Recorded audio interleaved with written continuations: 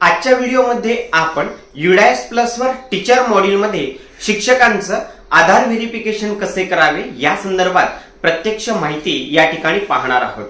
तत्पूर्वी नमस्कार, मी सचिन पाटील, शाळा पूज्य आचार्य भिसे माध्यमिक व उच्च माध्यमिक विद्यालय कासा टेक्नो एज्युकेशन या चॅनलवर आपले सहर्ष स्वागत आहे।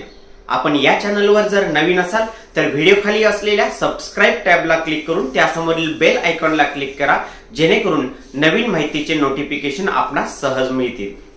UDAS प्लस मध्ये टीचर मॉड्यूलवर आपण शिक्षक हे ऍड केले असतील, शिक्षक इंपोर्ट करून घेतले असतील, तर त्यानंतरचं महत्त्वाचं काम म्हणजे त्या शिक्षकाला अपडेट करणं आणि त्या ठिकाणी आधार व्हेरिफिकेशन करणं। सो आजच्या व्हिडिओमध्ये आपण आधार व्हेरिफिकेशन कसे करावे हे प्रात्यक्षिक पुढील प्रमाणे पाहूया। UDAS प्लस या पोर्टलवर शिक्षकांचा आधार व्हेरिफिकेशन कसे करावे याबाबत आपण माहिती पाहत आहोत। यासाठी प्रथमतः आपल्या लॅपटॉप अथवा मोबाईलवर क्रोम ब्राउझर ओपन करून त्यामध्ये UDAS प्लस ही वेबसाईट सर्च करा। सर्च केल्यानंतर आपल्यासमोर UDAS प्लसचा हा मेन डॅशबोर्ड याप्रमाणे दिसेल।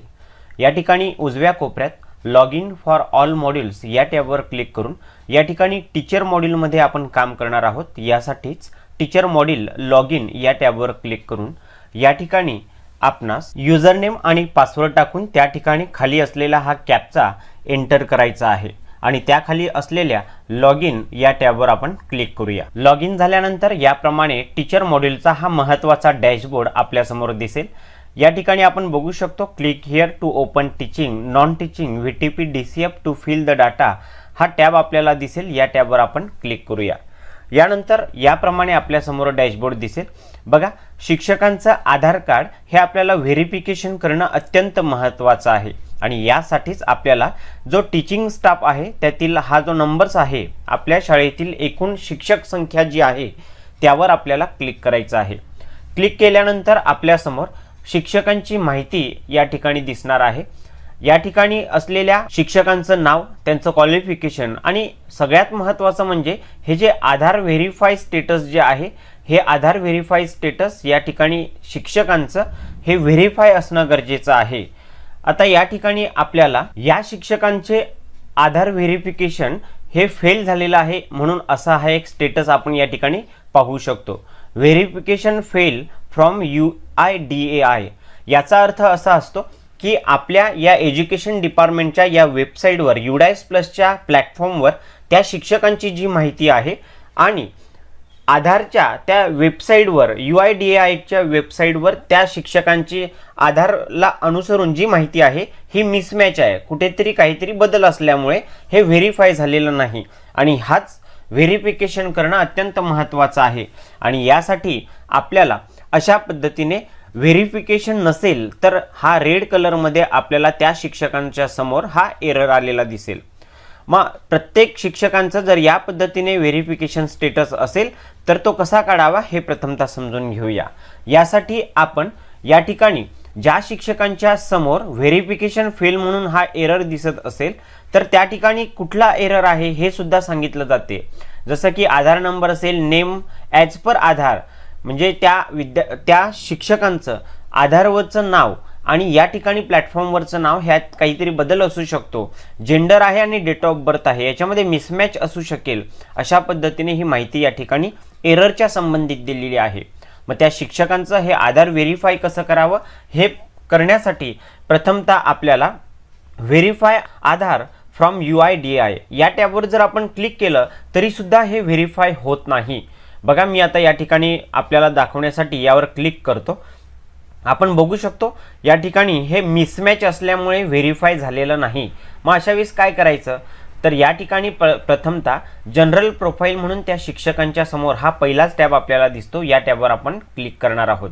क्लिक केल्यानंतर त्या शिक्षकांचं आधार कार्ड या समोर ठेवून त्या शिक्षकांच्या आधार कार्डवरील जी माहिती आहे त्याचप्रमाणे सगळी माहिती आपल्याला या ठिकाणी भरून घ्यायची आहे। त्यांचं नाव असेल, त्यानंतर या ठिकाणी चुकून मेल फिमेल हा जेंडर चेंज झाला असेल, त्यानंतर त्या शिक्षकांची जन्मतारीख असेल आणि सगळ्यात खाली आलो तर या ठिकाणी त्या शिक्षकांचं नाव, इथे देखील काही बदल असेल तर बघा या ठिकाणी आता फ्रीज असल्यामुळे ते होत नाही, मात्र या ठिकाणी do you want to update Aadhaar number, Aadhaar number update करायचा असेल तर या चेकबॉक्स मध्ये चेकमार्क करा.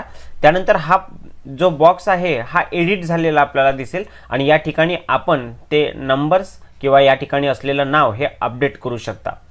सगळ्यात महत्त्वाचं म्हणजे त्या ठिकाणी असलेल्या प्रत्येक गोष्टी, त्याच्यामध्ये जेंडर आलं, डेट ऑफ बर्थ, नेम, यासारख्या महत्त्वाच्या गोष्टी या आधारवर जशा आहेत त्याप्रमाणे टाकून घ्यायच्या आहेत आणि सगळ्यात खाली अपडेट या टॅबवर क्लिक करायचं आहे. बघा, अपडेटवर क्लिक केल्यानंतर या ठिकाणी कोपऱ्यात teaching staff details updated successfully या पद्धतीचा मेसेज आपल्याला डिस्प्ले होईल आणि त्यानंतर आपण पुन्हा या ठिकाणी ते जे शिक्षक आहेत, ज्या शिक्षकांच्या आधारावर आपल्याला एरर दाखवत होता, बघा या ठिकाणी अशा पद्धतीने पुन्हा आपल्याला एरर दिसतोच आहे. मात्र या ठिकाणी जनरल प्रोफाईल अपडेट झाल्यानंतर पुन्हा एकदा व्हेरीफाय आधार फ्रॉम UIDAI या टॅबवर आता आपल्याला क्लिक करायचं आहे. आता आपण पाहू शकतो की त्यावर क्लिक केल्यानंतर या ठिकाणी व्हेरिफिकेशन स्टेटस हे आता या ठिकाणी सक्सेसफुली झालेलं आहे. म्हणजे आधार हे त्या शिक्षकांचं व्हेरीफाय झालेलं आहे आणि हे व्हेरिफिकेशन होणं अत्यंत महत्त्वाचं आहे. सो ज्या शिक्षकांच्या नावासमोर आधार स्टेटस हे व्हेरिफिकेशन फेल म्हणून येत असेल तर त्या प्रत्येक शिक्षकांचं जनरल प्रोफाईल अपडेट करा आधार कार्डनुसार आणि त्यानंतर पुन्हा या ठिकाणी हा जो रेड कलरचा टॅब दिसत होता त्यावर क्लिक करून आपण पुन्हा त्या शिक्षकांचा आधार व्हेरीफाय करून घ्या.